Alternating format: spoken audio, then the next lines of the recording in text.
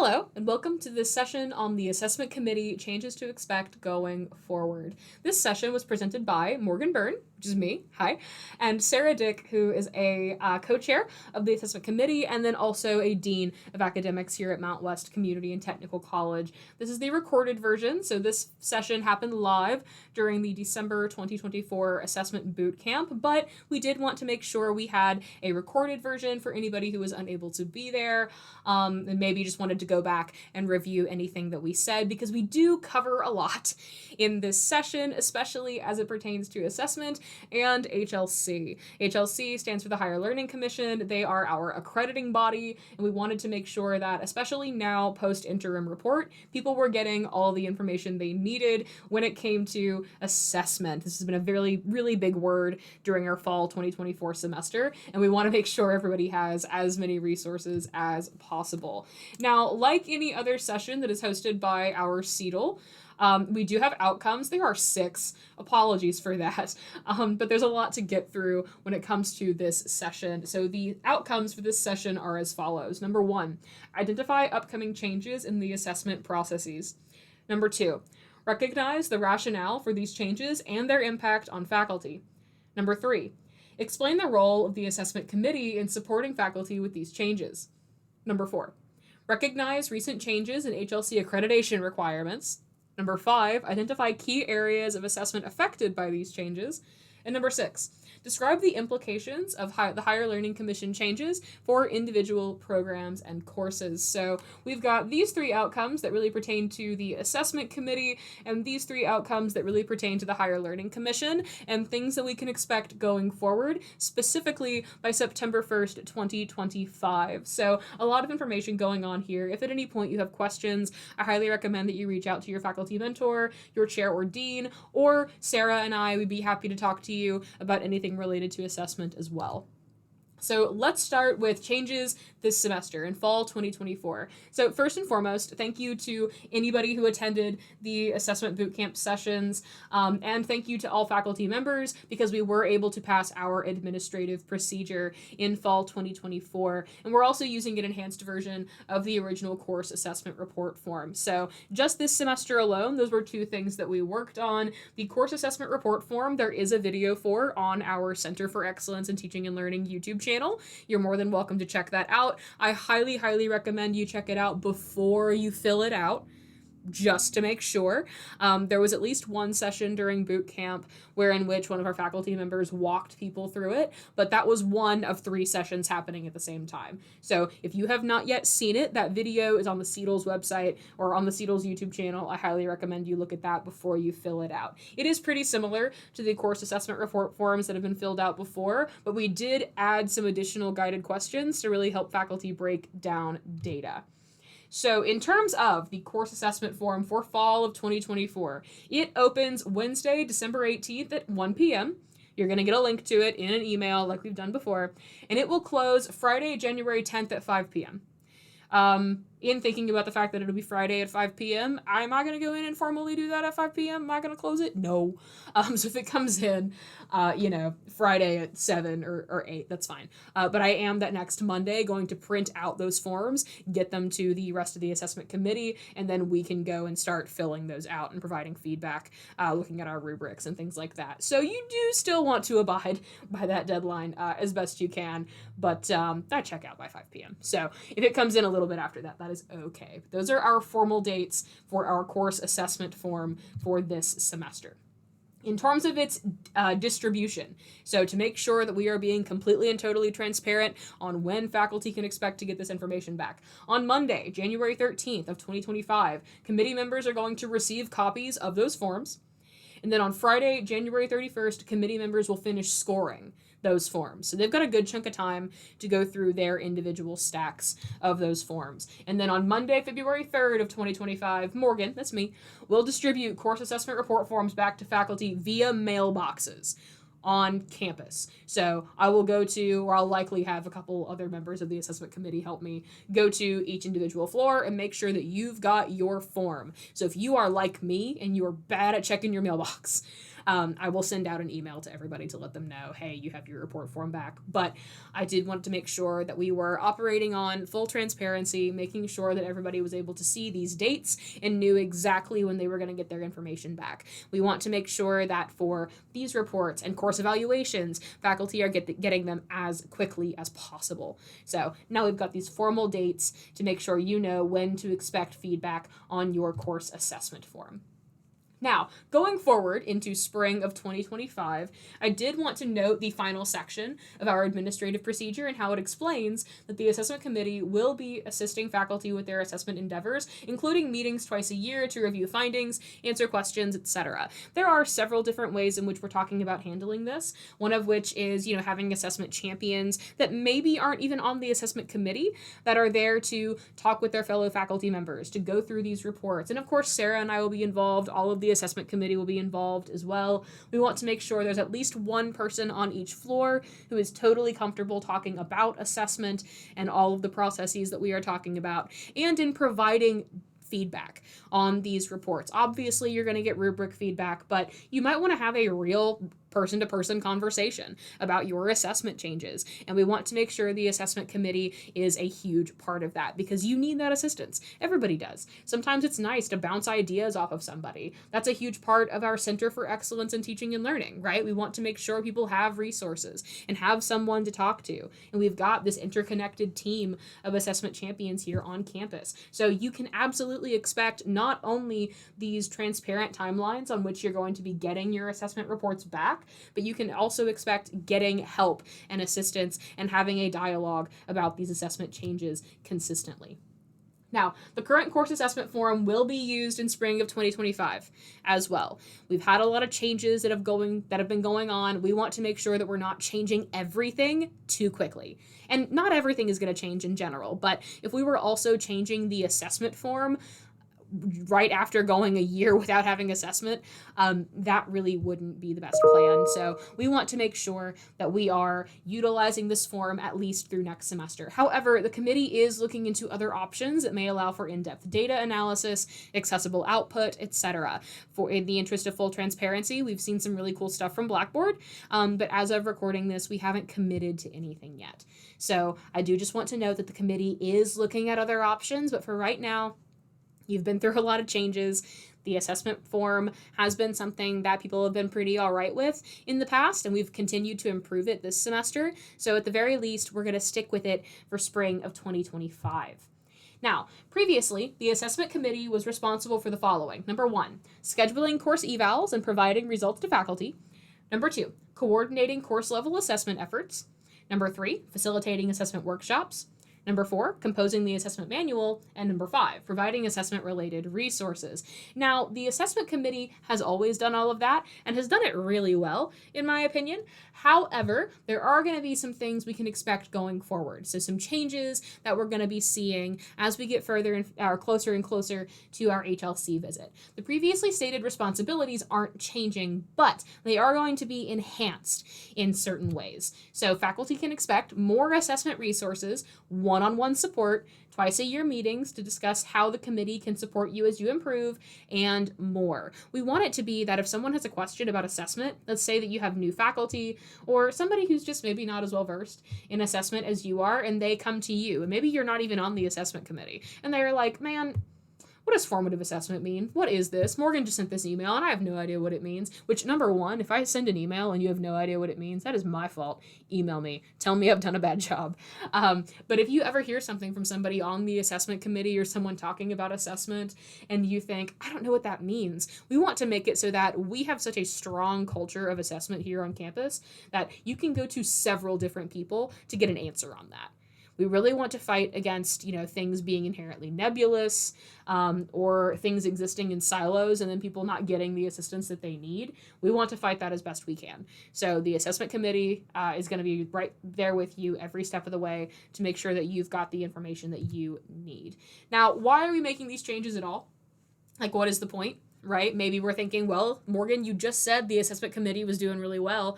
Why change it? I am so glad you asked. I have answers. Number one, Mount West, like many other institutions, struggles with providing and interpreting assessment-related data.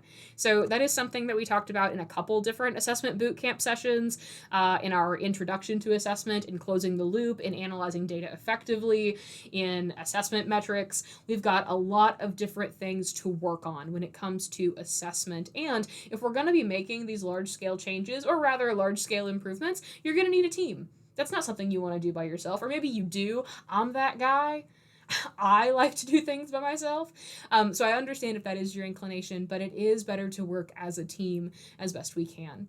Number two, in order to better support faculty, we must develop and actively participate in robust assessment efforts. So again, going back to that idea of having a culture of assessment as best we can, making sure that it's not siphoned off to like 3 people or 6 or 7, I think, in the case of the assessment committee, but instead working with a large team, the entire campus really coming together to work on this as best we can. And I want to note too, this is not just happening in terms of assessment at the faculty level. Staff are also involved.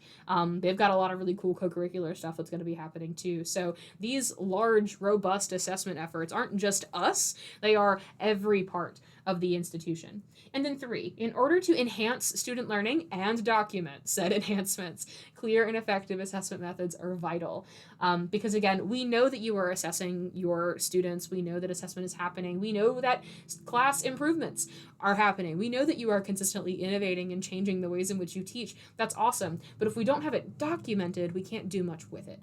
So we want to make sure that we have clear and effective methods for assessment that can help then answer these questions of, well, how does this drive student improvement? Because for those who maybe haven't read the assurance argument, or rather HLC's response to that assurance argument, a huge thing that we were dinged for was, yeah, we know assessment is happening. You don't have any data to suggest that student learning has been improved based on these changes. And again, we know that student learning has improved. Obviously, everyone's doing a good job, but we're not documenting it well.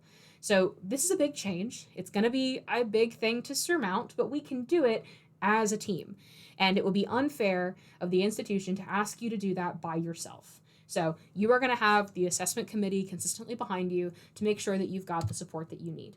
So ultimately, you are the driving force for your courses. The assessment committee is just here to help support you in any way that we can, whether that means providing assistance with gathering data, guidance for rubric building, or whatever else that you need. And I do also want to note, I probably said this a couple different times in different sessions, that the physical library kept by the Center for Excellence in Teaching and Learning has lots of references and resources about assessment. Our digital library has the same. We have an entire section dedicated to assessment resources. So if there is something that you need, and for some reason we don't have it, let us know. We can get it. If there is something you want, if you want to check out Introduction to Rubrics or Assessing Student Learning, a Common Sense Guide by Linda Susky, please let me know. I have a copy. I'm happy to give it to you. Well, I'm happy to loan it to you. You got to give it back. But I'm more than happy to make sure that you've got that so that you have as many resources and frames of reference as you possibly can. Now, changes in assessment processes, right? As of now, right? All courses have a course assessment cycle, and in this cycle, viewers can see that each course is being assessed every single year. In order to demonstrate closing the loop data, courses must be assessed each year. I talked about this with Sarah at length in the closing the loop session, but the first kind of the major question that kept coming up this semester was, well, if we're assessing every year, does the loop ever really close? Sure, maybe not. But here's the thing. If we are looking at a 4-year cycle, right? And let's say that's not even assessing a course once in that 4-year cycle. Let's say that we assess it twice. And you are looking at a course that, let's say hypothetically, only happens every fall, right? We do have a lot of courses that are like that. So you assess it fall 2024. And you do not assess it again until fall 2026. What happened in fall 2025? Likely, you implemented those changes. You didn't document anything about it, though. There's still missing information there. That's still kind of a black hole. Now, you probably implemented those changes, noted some things that needed to be fixed, and then for the next time you were hypothetically going to assess it, so twice in that 4-year cycle, you could then say, okay, well, I did this, and this is working, and now everything is closed. Which, sure, you still have a gap year. And not to, I mentioned this in another session, like not to be a nerd, but in One Piece, there is what's referred to as the void century. There's just no information about this portion of history, about which it's destroyed. But anyway, me nerding out. But there is just no info about it at all. And we have gaps like that in our assessment data. There are years, there are pockets of like individual years where we have nothing, or pockets of semesters where we have nothing. And again, to go back to the assurance argument, HLC said that while, sure, they believe us that there are cases of improved student learning, we don't have any data to support it, especially at the program and the gen ed level. And that is driven by what happens at the course level. So we have to have this information in order to demonstrate that closing the loop data, courses must be assessed each year. And I do want to note too, I said this in a couple other sessions, it's a fairly standard practice to assess every year. Every institution where I've taught previously has assessed every year. It's very common. So it is just kind of us getting with the times in a way and making sure that we are fully participating in closing that loop as best we can. So what are we expecting going forward? And not just this semester, but like in the future. The course assessment form now requests that multiple outcomes be assessed in tandem, right? The CETL will also offer references or resources on creating measures that assess multiple outcomes. If we are going to ask you to assess, let's say you have 6 outcomes, we'd like you to have a summative assessment that assesses all of them at the end of the semester. That's a lot. That might be a big change for you. We'll want to make sure that you've got resources to be able to do that. There was a session that was conducted during Assessment Bootcamp about assessing multiple outcomes together. And we're going to try our best to get that thing recorded and uploaded to the CETL's YouTube channel. But there will be resources. But we need to move to assessing multiple outcomes. Now, if you are thinking, I have 100 outcomes, and if you don't have 100 outcomes in your course and you're thinking, Morgan, you're being hyperbolic, I'm not. There are courses on this campus that have over 100. That doesn't necessarily apply to you. Instead of looking at all of your outcomes together, which you cannot do, you might be looking at them in like competency groups. You might be doing like 3 or 4 at once. That's fine. That's a special case. But we are moving away from one outcome and into assessing multiple outcomes. If you teach a course with a large number of outcomes, you will be able to assess them in groups. No need to assess 100 outcomes all at once. So to repeat something that I mentioned earlier, right? You're not doing all of that all at the same time if you are teaching a course that is just unable to do that. Now, there are ongoing efforts to improve program and general education assessment as well, as there always are. Plans have not been finalized, though, but once they are, faculty will be informed of next steps. But I am not ultimately going to be the arbiter of that news. So I just wanted to let you know that there were changes, that there are discussions that are happening. But that's something to be on the lookout for, certainly. Now, how does all of this relate to our accrediting body? Let's go ahead and kind of blow this out to a larger picture. So, the basics. Mount West's accrediting body is the Higher Learning Commission, or HLC. HLC's mission statement is the following. Quote, HLC will be the champion of quality higher education by working proactively in support of students, institutions, and their communities. Unquote. So, if we're thinking about changes in accreditation as they apply to Mount West, let's take a little trip back in time. In 2021, we had our HLC site visit and composed our assurance argument. That document included the following components. Number 1, and these are the components that have been consistent for HLC and will be until September 1st of 2025. So, our assurance argument was broken down into the following sections. Number 1, mission. Number 2, integrity, ethical and responsible conduct. Number 3, teaching and learning, quality, resources, and support. Number 4, teaching and learning, evaluation and improvement. And number 5, institutional effectiveness, resources, and planning. In 2024, we wrote our interim report, which spoke specifically to HLC's evaluation of how MCTC met the 4th component. The report was well received, but officially the findings still concluded the following. Quote, evidence demonstrates that further organizational attention is required in the area of focus. Specifically, the area of focus relates to, quote, the institution engages in ongoing assessment of student learning as part of its commitment to the educational outcomes of its students, unquote. If you are interested in the minutia associated with this report, I'm happy to give it to you. I'm an open book, but this is the gist of it, right? Is that we are assessing, they know we're assessing, it needs to be better. We need to consistently work on this. And to go back further in time, Mount West has been dinged on assessment until back as far as 2017 at least. So while I definitely know, again, there are pockets of this institution where we're doing really well in terms of assessment, it is not across the board. So we do need to make sure that we are streamlining these efforts as best we can. In spring of 2025, we are going to begin considering the processes for composing the next assurance argument, including identifying faculty to begin gathering relevant data. My guess is going to be chairs and deans. It's going to be a team. It's not going to just be one individual person or two people. It's not going to be just the assessment committee, because it's more than assessment, right? If we're looking at all of those individual components, there's a lot going on. And in order for this to proceed as efficiently as possible, we have to work as a team. In fall of 2025, there is going to be a fairly large update to HLC's criteria for accreditation.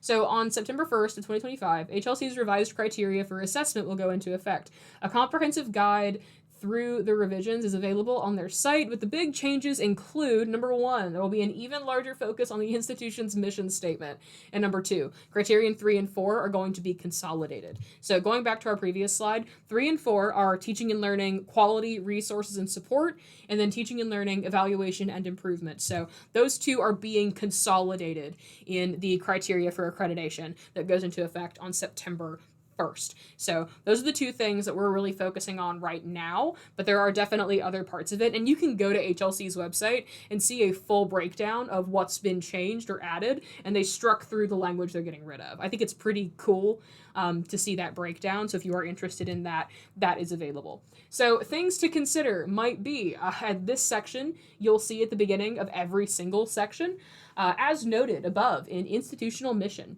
an institution's distinctive mission will inform how it demonstrates that it meets the following core components, 2, 3, etc., right? Our mission statement is, quote, Mount West empowers students to learn and lead in the community and in the workforce, unquote.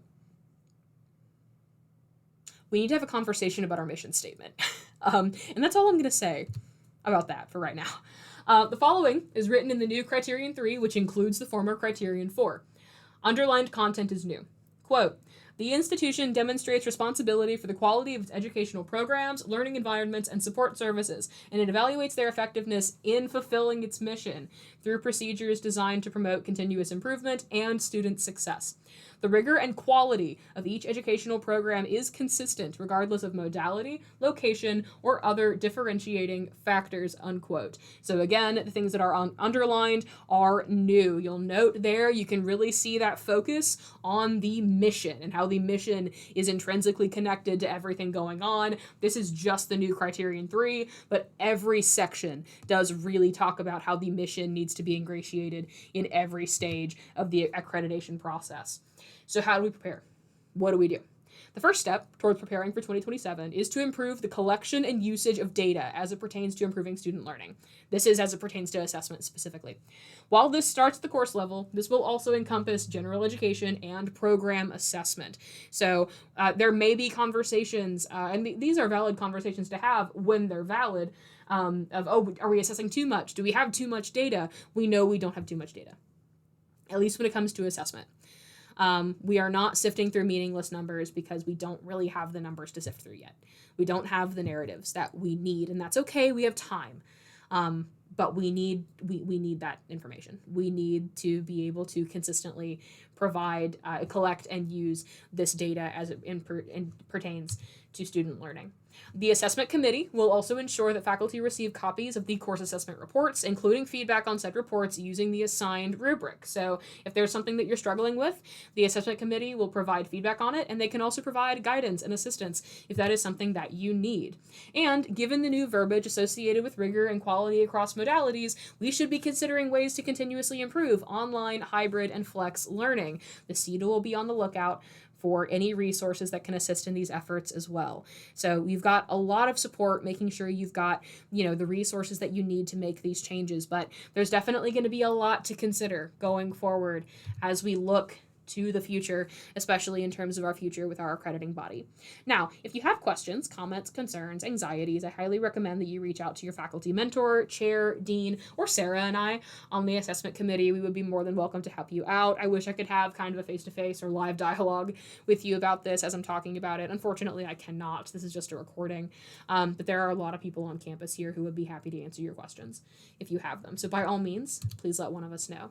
Now, there is a survey here, so if you would be so kind as to evaluate this session, we would highly appreciate it. Thank you so much for watching through this recorded version of this session. If you have questions, let me, Sarah, or any of the other people that I mentioned know. Thank you so much. I hope you have an awesome day.